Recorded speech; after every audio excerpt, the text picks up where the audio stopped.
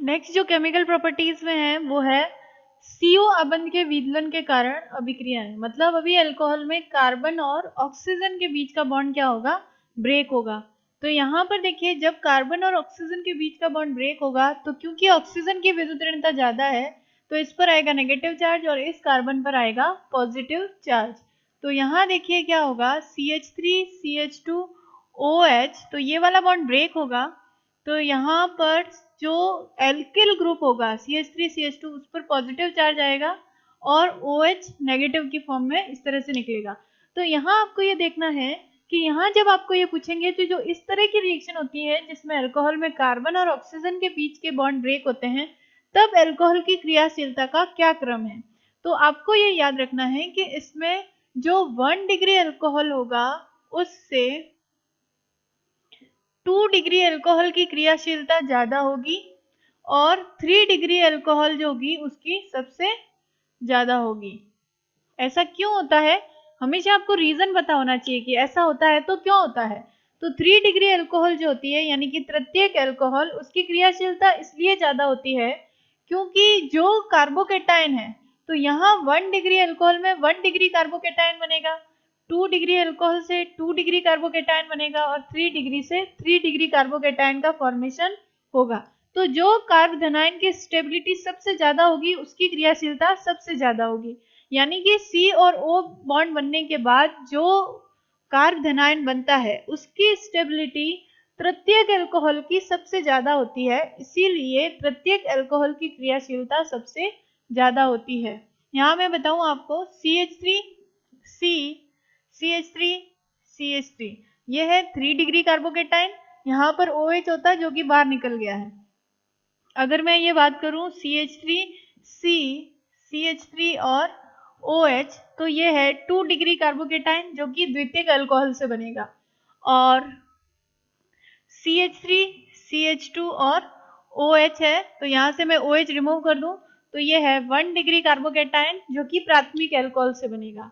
अब यहाँ आप देखिए जो 3 डिग्री कार्बोकेटाइन होता है उसकी स्टेबिलिटी सबसे ज्यादा होती है, ये आपने 11th में पढ़ा है, क्योंकि यहाँ पर 3 मेथिल ग्रुप का क्या होता है, प्लस आई इफेक्ट होता है और 3 मेथिल ग्रुप के प्लस आई इफेक्ट के कारण ये मेथिल ग्रुप क्या करता है, इस कार्बन की तरफ इलेक्ट्रॉन को धक्का देता है, उस वजह से इस कार्बन पर इलेक्ट्रॉन बढ़ जाते हैं तो पॉजिटिव चार्ज में क्या आ जाएगी, कमी। और आपको हमेशा ध्यान रखना है चार्ज में जितनी कमी होगी स्टेबिलिटी यानी कि स्थायित्व में उतनी वृद्धि हो जाएगी, चार्ज जितना कम स्थायित्व उतना ज्यादा। तो यहाँ पर ये जो 3 मेथिल ग्रुप हैं 3 डिग्री कार्बोकेटाइन में, ये कौन सा कार्बोकेटाइन है, 3 डिग्री कार्बोकेटाइन या कार्ब धनायन, और ये है 2 डिग्री और ये है 1 डिग्री कार्ब धनायन। तो यहाँ पर क्वेश्चन ये है कि 3 डिग्री अल्कोहल की क्रियाशीलता सबसे ज्यादा क्यों होती है, तो आप ये लिखेंगे 3 डिग्री अल्कोहल में जब CO बंध का विदलन होता है तो 3 डिग्री कार्बोकेटाइन बनता है और 3 डिग्री कार्बोकेटाइन की स्टेबिलिटी 2 डिग्री कार्बोकेटाइन और 1 डिग्री कार्बोकेटाइन में सबसे ज्यादा होती है क्योंकि 3 डिग्री कार्बोकेटाइन में 3 मेथिल ग्रुप का प्लस आई इफेक्ट होता है जिससे जो पॉजिटिवली चार्ज कार्बन है उसके चार्ज में कमी आती है जिससे स्थायित्व में क्या हो जाती है, वृद्धि हो जाती है। तो इसीलिए ये क्रियाशीलता का क्रम होता है कि 3 डिग्री अल्कोहल की क्रियाशीलता सबसे ज्यादा होगी। क्यों, क्योंकि देखो ये वाला OH बॉन्ड ब्रेक होकर जल्दी से ये 3 डिग्री कार्बोकेटाइन में बदल जाएगा क्योंकि 3 डिग्री कार्बोकेटाइन की स्टेबिलिटी ज्यादा है। तो ये रीजन तो हुआ क्रियाशीलता का। नेक्स्ट अब रिएक्शंस कौन सी होंगी इसमें, तो ज्यादातर रिएक्शंस आपने हेलो एल्केन बनाने में पढ़ ली है लेकिन मैं फिर से इसको रिपीट करूंगी।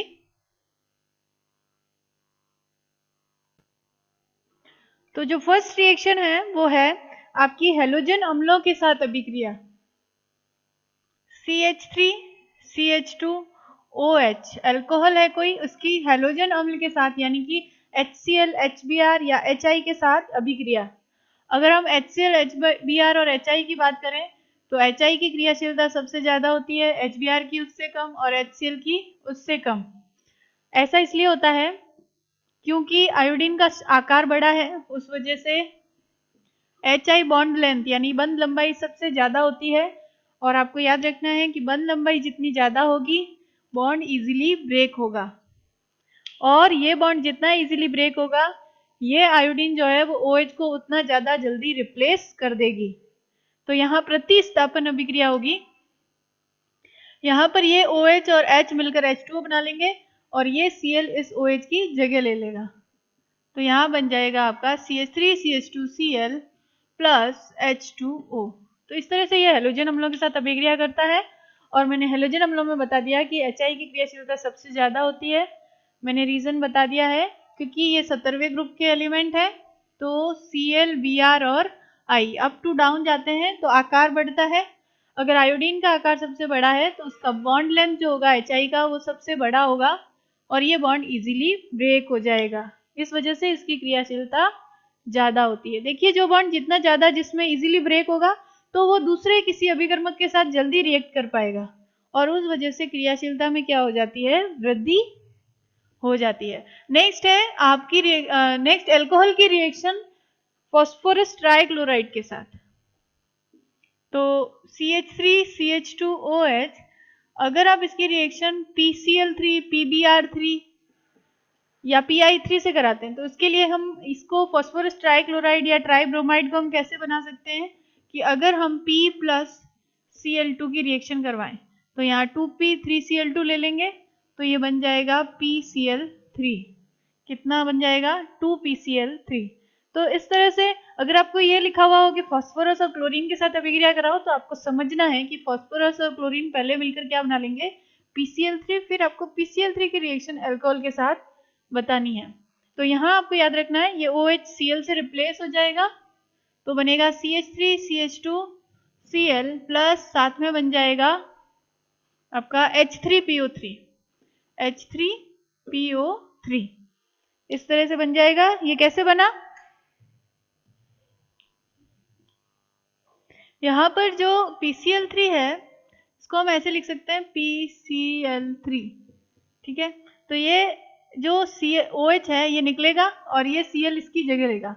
तो यहाँ पर क्योंकि 3 Cl है तो 3 एल्कोहलिक ग्रुप होंगे, उसमें से 3 OH को 3 Cl क्या कर देंगे, रिप्लेस कर देंगे।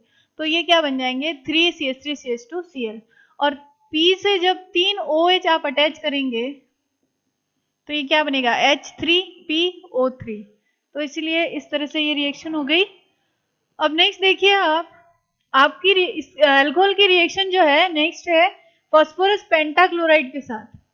तो अगर आप अल्कोहल की reaction CH3CH2OH plus phosphorus pentachloride के साथ कराते हैं तो यहाँ पर आपको सेम प्रोडक्ट बनेगा, Cl को रिप्लेस कर लेगा OH, तो CH3CH2Cl प्लस साथ में बन जाएगा POCl3 प्लस HCl।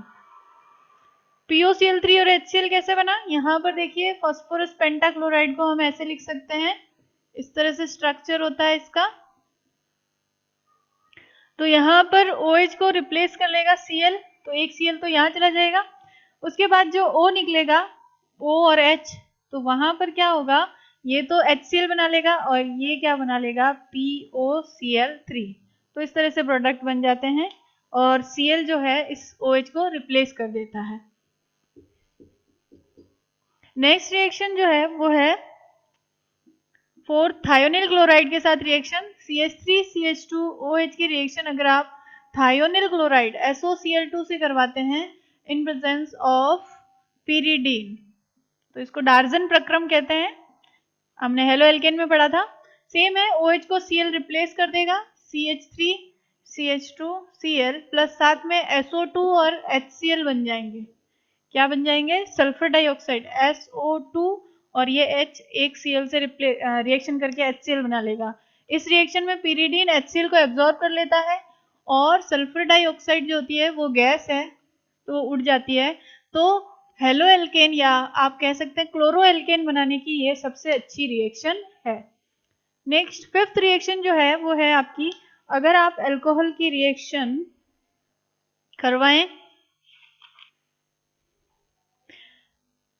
अमोनिया के साथ, CH3CH2OH, आप रिएक्शन अमोनिया के साथ करा रहे हैं, NH3 होता है अमोनिया, लेकिन इसको आप कैसे लिख सकते हैं, NH2 और H, तो यहाँ से H2O रिमूव हो जाएगा और ये NH2 इसके साथ अटैच हो जाएगा, तो बन जाएगा आपका प्राइमरी अमीन CH3 CH2 और NH2, इसको कहते हैं एल्केन अमीन। एल्केन अमीन का फॉर्मेशन हो जाएगा प्लस H2O, और ये रिएक्शन जो होती है वो ड्राई ZnCl2, शुष्क ZnCl2 की प्रेजेंस में होती है और 573 केल्विन टेम्परेचर पर होती है।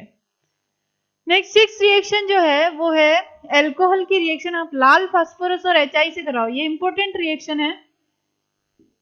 अगर आप अल्कोहल की रिएक्शन CH3CH2OH, इसकी रिएक्शन लाल फास्फोरस और HI से करवाते हैं, इस तरह से आपको दे देंगे और आपको कहेंगे प्रोडक्ट बताओ, तो आपको हमेशा ध्यान रखना है जब भी ये लाल फास्फोरस और HI से रिएक्शन करेगा तो यहाँ रिडक्शन होगा, क्या होगा, अपचयन।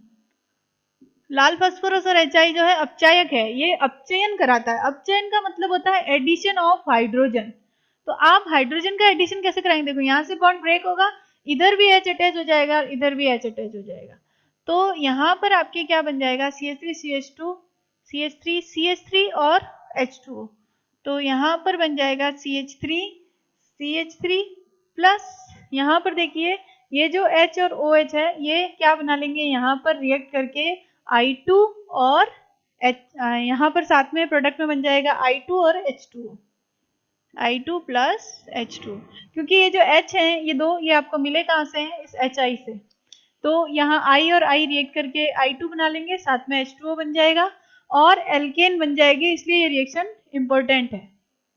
क्यों इंपॉर्टेंट है कि अल्कोहल लाल फास्फोरस और HI की रिएक्शन होती है तो जनरली लोग क्या करते हैं, OH को रिप्लेस करके I लगा देते हैं, लेकिन ऐसा नहीं है, यहाँ पर एल्केन बनी है क्योंकि लाल फास्फोरस और HI अपचायक है, यहाँ पर हाइड्रोजन का एडिशन हो जाएगा और I2 और H2O रिमूव हो जाएंगे।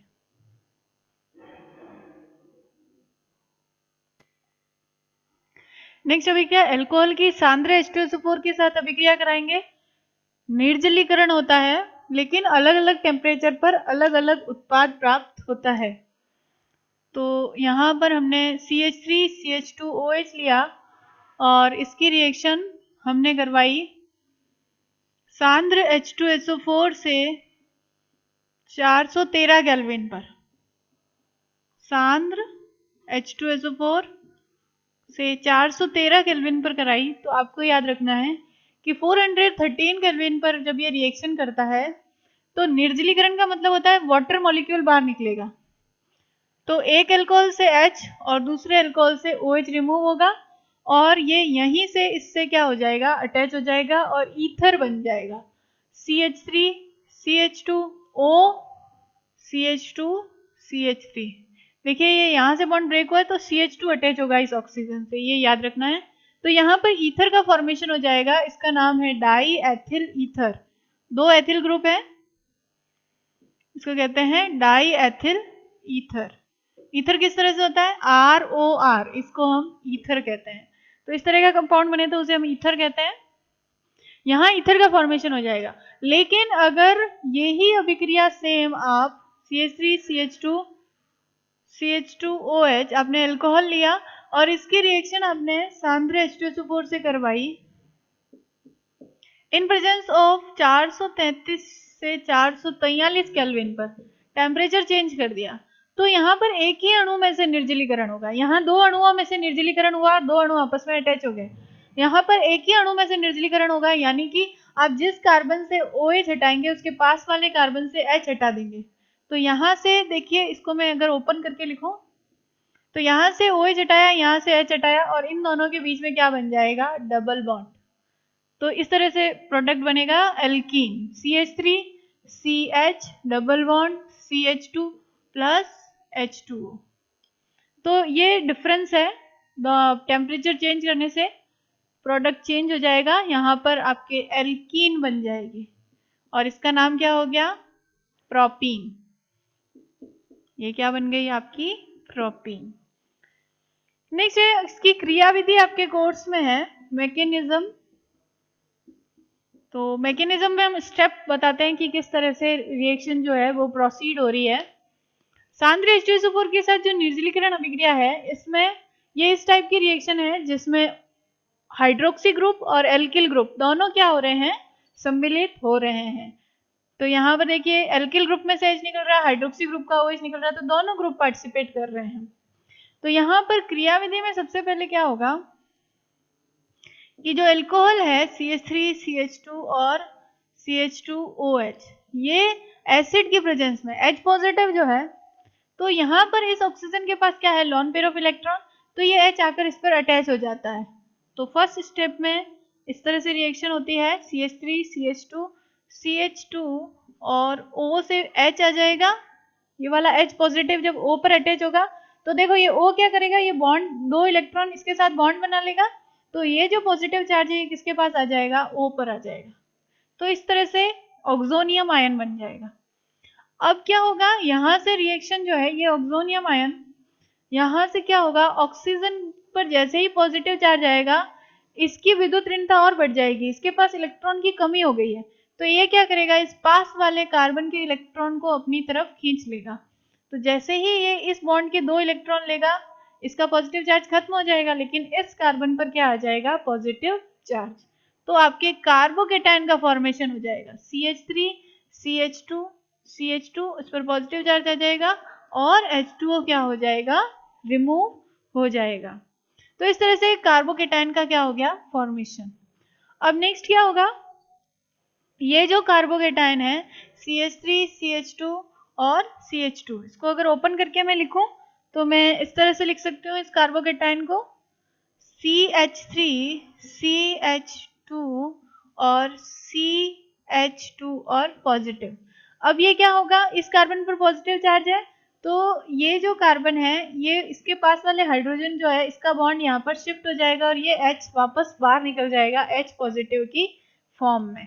तो इस तरह से हाइड्रोजन रिमूव हो जाएगा और आपके पास क्या बन जाएगा, CH3CH double bond CH2 plus आपको H पॉजिटिव वापस मिल जाएगा। तो इस तरह से ये हो जाएगा आपका तीसरा स्टेप। ये पहला स्टेप, फिर ये दूसरा स्टेप और ये हो गया तीसरा स्टेप। तो इस तरह से आप इसकी क्रियाविधि को समझ सकते हैं। सबसे पहले H पॉजिटिव ऑक्सीजन पर जाकर अटैच होगा, उसके बाद ये ऑक्सीजन पास वाले कार्बन से इलेक्ट्रॉन लेकर H2O के फॉर्म में बाहर निकल जाएगा और ये पॉजिटिव चार्ज किस पर आ जाएगा, इस कार्बन पर। फिर इस कार्बन का पॉजिटिव चार्ज हटने के लिए ये पास वाले कार्बन से H अपने इलेक्ट्रॉन देकर बाहर निकल जाएगा H पॉजिटिव की फॉर्म में और आपको मिल जाएगी एल्कीन। क्योंकि यहाँ H पॉजिटिव उत्प्रेरक था तो वापस प्रोड्यूस होना चाहिए लास्ट में, तो यहाँ पर H पॉजिटिव लास्ट में वापस प्रोड्यूस हो जाएगा। तो ये है निर्जलीकरण की क्रियाविधि।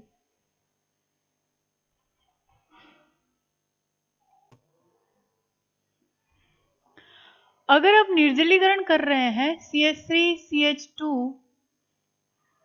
CHOH और CH3, अगर आपके पास इस तरह का कोई अल्कोहल है और आप सांद्र H2SO4 की प्रेजेंस में 433 केल्विन पर ये रिएक्शन करवा रहे हैं, तो आपको पता है इसी अणु में से क्या होगा, वाटर मॉलिक्यूल रिमूव होगा, जल के अणु का निकलना निर्जलीकरण कहलाता है। तो यहाँ पर ये जो OH है, जिस कार्बन पर मैंने कहा था OH है, उसके पास वाले कार्बन से आपको हाइड्रोजन रिमूव करना है, तो यहाँ इस कार्बन का हाइड्रोजन भी रिमूव हो सकता है और इस कार्बन का हाइड्रोजन भी रिमूव हो सकता है, तो 2 तरह के प्रोडक्ट बनेंगे। इस वक्त यहाँ पर जब 2 तरह के एल्कीन बनती है तो यहाँ सेज्जेफ रूल अप्लाई होता है, और सेज्जेफ रूल क्या कहता है कि वो एल्कीन ज्यादा मात्रा में बनेगी जिसमें द्विआबंध से बंधित कार्बन परमाणुओं पर एल्किल प्रतिस्थापियों की संख्या ज्यादा हो। तो यहाँ मैं एक बार आपको ये वाला हाइड्रोजन रिमूव करके प्रोडक्ट बनाऊं तो देखिए क्या बनेगा, CH3, CH2। अगर इस कार्बन का हाइड्रोजन रिमूव होगा तो इन दोनों के बीच में डबल बॉन्ड बनेगा, और अगर इस कार्बन का हाइड्रोजन रिमूव होगा तो इन दोनों के बीच में डबल बॉन्ड बनेगा। तो CH3, CH2, CH double bond CH2, एक तो ये प्रोडक्ट बन सकता है और दूसरा बन सकता है CH3, CH double bond CH और CH3। ठीक है, 2 पॉसिबिलिटी है। तो यहाँ पर देखिए सेज्जेफ रूल कहता है वो एल्कीन ज्यादा बनेगी। इस एल्कीन का नाम क्या हो गया, 2-ब्यूटीन या ब्यूट-2-इन कह सकते हैं, और इसका हो जाएगा 1-ब्यूटीन या ब्यूट-1-इन। तो यहाँ देखिए ये वाली एल्कीन ज्यादा बनेगी, ये मेजर प्रोडक्ट होगा, मुख्य उत्पाद, और ये होगा उप उत्पाद, ये माइनर प्रोडक्ट हो जाएगा। ये मेजर प्रोडक्ट क्यों होगा? क्योंकि सेज़फ रूल कहता है कि डबल बॉन्ड से बॉन्डेड कार्बन परमाणुओं पर एल्किल समूहों की संख्या ज्यादा होगी, वो ज्यादा बनेगा। तो यहाँ इस कार्बन पर भी एक एल्किल ग्रुप है, इस कार्बन पर भी एक एल्किल ग्रुप है, जबकि अगर यहाँ आप बात करें तो इस कार्बन पर कोई एल्किल ग्रुप नहीं है, जबकि इस कार्बन पर एक एल्किल ग्रुप है। इसका मतलब ये जो उत्पाद होगा ये मुख्य उत्पाद बनेगा, ये ध्यान रखना है। नेक्स्ट है कॉपर के साथ अभिक्रिया। अगर आप कॉपर के साथ अभिक्रिया कराते हैं तो प्राथमिक और द्वितीयक एल्कोहल का तो विहाइड्रोजनीकरण होता है, यानी कि हाइड्रोजन रिमूव हो जाती है, उसको कहते हैं विहाइड्रोजनीकरण। तो प्राथमिक एल्कोहल की अगर हम बात करें CH3, CH2 और OH, और इसकी रिएक्शन अगर आप कॉपर से करवा रहे हैं in presence of 573 kelvin temperature पर, तो यहाँ याद रखना है कॉपर की प्रेजेंस में विहाइड्रोजनीकरण होता है, यानी कि हाइड्रोजन बाहर निकलेगी। तो आपको ये याद रखना है कि यहाँ इस ऑक्सीजन की ये हाइड्रोजन बाहर निकलेगी और इस कार्बन की एक हाइड्रोजन बाहर निकल जाएगी। तो अगर मैं इसको ओपन करके लिखूं तो मैं इस तरह से लिख सकती हूँ, तो ये H और ये H रिमूव हो जाएगा, H2 बाहर निकल जाएगा। तो यहाँ पर क्या होगा कि इस ऑक्सीजन की जो वैलेंसी है वो फ्री हो जाएगी और इस कार्बन की वैलेंसी फ्री हो जाएगी, ये दोनों मिलकर क्या बना लेंगे? Double bond. मतलब आपके पास प्रोडक्ट क्या बनेगा? CH3CHO। समझ में आ गया होगा अब? तो यहाँ पर आपका प्रोडक्ट बनेगा CH3CHO प्लस H2।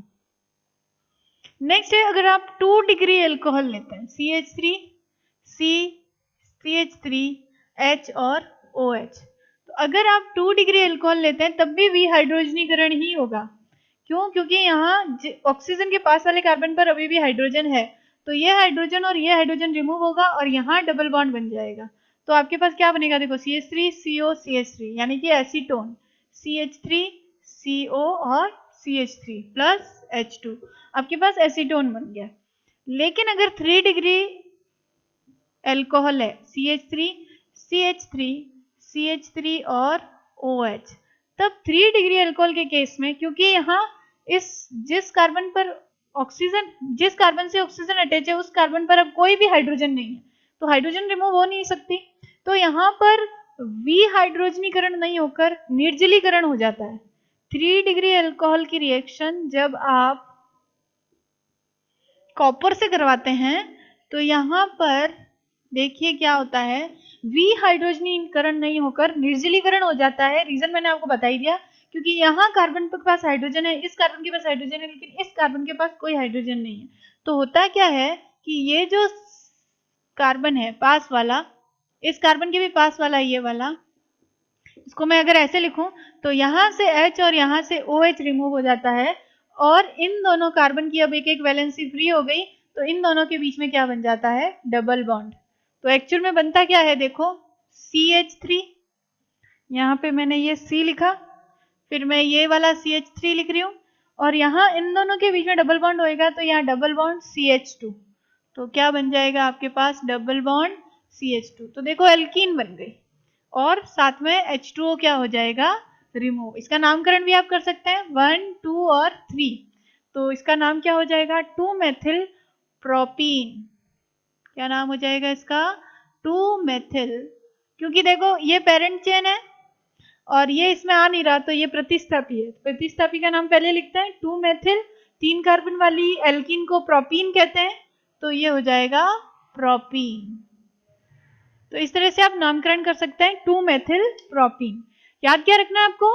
कॉपर किससे रिएक्शन कराते हैं जब एल्कोहल की? तो प्राथमिक एल्कोहल से एल्डिहाइड बनेगा, द्वितीयक एल्कोहल से भी विहाइड्रोजनीकरण होकर कीटोन बनेगा, और तृतीयक एल्कोहल जो है उससे निर्जलीकरण होकर क्या बन जाएगी? एल्कीन। तो क्योंकि तीनों से प्रोडक्ट अलग अलग बन रहे हैं, इसलिए भी ये रिएक्शन ज्यादा पूछी जाती है एग्जाम में।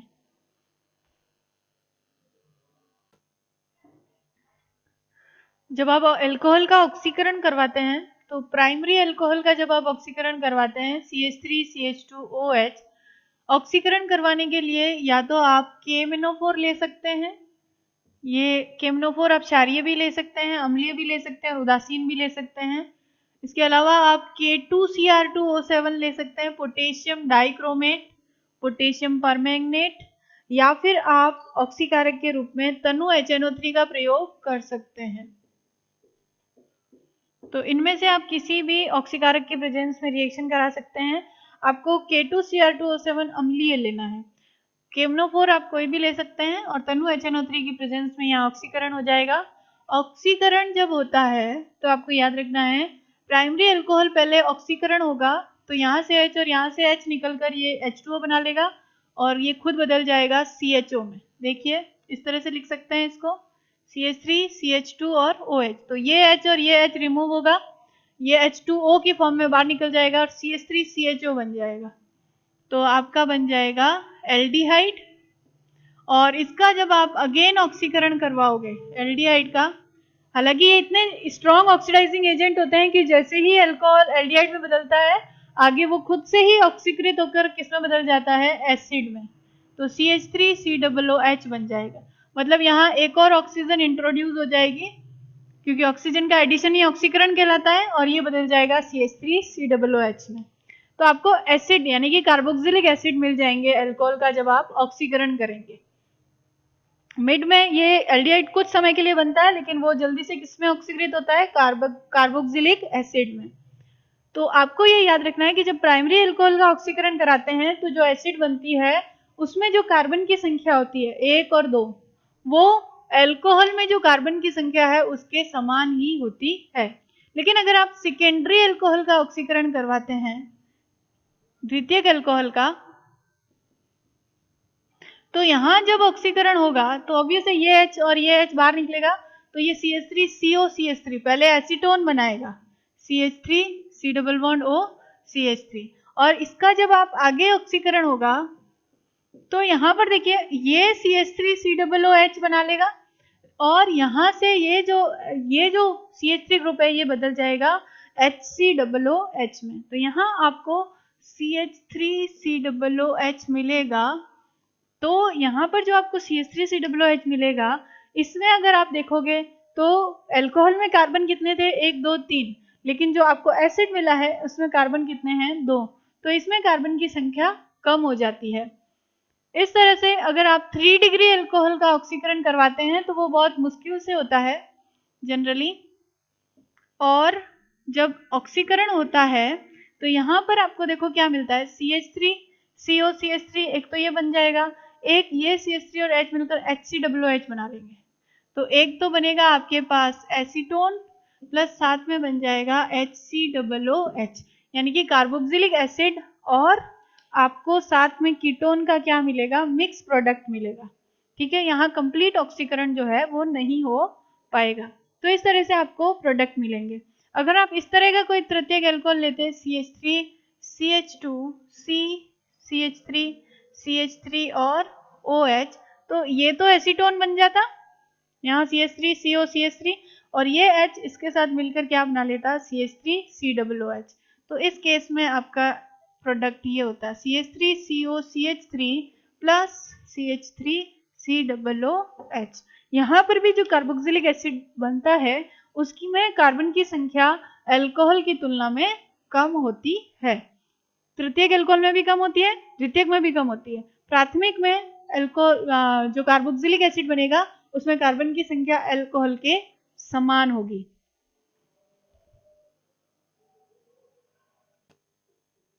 नेक्स्ट रिएक्शन जो है वो है अल्कोहल में OH जो ग्रुप है उसके ऊपर जो ऑक्सीजन है, इसके पास जो लोन पेयर ऑफ इलेक्ट्रॉन है उसके कारण ये अल्कोहल जो है वो लुईस क्षार की तरह बिहेव करता है। लुईस क्षार कौन से होते हैं, जिनके पास लोन पेयर ऑफ इलेक्ट्रॉन होते हैं, जिनको वो दे सकते हैं, तो उन्हें हम क्या कहते हैं, लुईस क्षार, जो एकाकी इलेक्ट्रॉन युग्म को दान में दे सकते हैं। तो यहाँ अल्कोहल में ऑक्सीजन के पास क्या है, एकाकी इलेक्ट्रॉन युग्म है, और इसीलिए जब ये किसी अम्ल के साथ रिएक्ट करता है तो यहाँ पर ये क्या करता है, इस H पॉजिटिव को ये अपने क्या दे देता है, इलेक्ट्रॉन दे देता है। तो यहाँ ये HCl कैसे सॉल्यूशन में ब्रेक होगा, H पॉजिटिव और Cl नेगेटिव की फॉर्म में।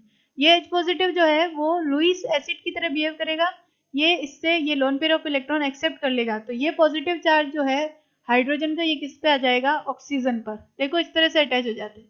CH3, CH2, OH, और क्योंकि इस ऑक्सीजन ने लॉन पेयर ऑफ इलेक्ट्रॉन दे दिया किसको, हाइड्रोजन को, तो इस पर क्या आ जाएगा, पॉजिटिव चार्ज। वैसे भी हमेशा आपको याद रखना है कि जब भी किसी की संयोजकता, जैसे ऑक्सीजन है वो 2 ही बॉन्ड बना सकता है, तो जैसे ही वो 3 बनाएगा उस पर क्या आएगा, पॉजिटिव चार्ज आ जाएगा। तो यहाँ पर ये पॉजिटिव चार्ज होने की वजह से Cl नेगेटिव इसके साथ रहेगा, तो ये ऑक्सोनियम आयन बना देगा। क्या बना देगा, इसको हम क्या कह सकते हैं, ऑक्सोनियम क्लोराइड। तो यहाँ ऑक्सोनियम क्लोराइड का फॉर्मेशन हो जाएगा। तो केवल एक ही रिएक्शन है जो ऑक्सीजन के ऊपर लॉन पेयर ऑफ इलेक्ट्रॉन के कारण है, यहाँ पर ये लुईस चार की तरह बिहेव करेगा और अम्ल से रिएक्ट करके ऑक्सोनियम क्लोराइड बना देगा।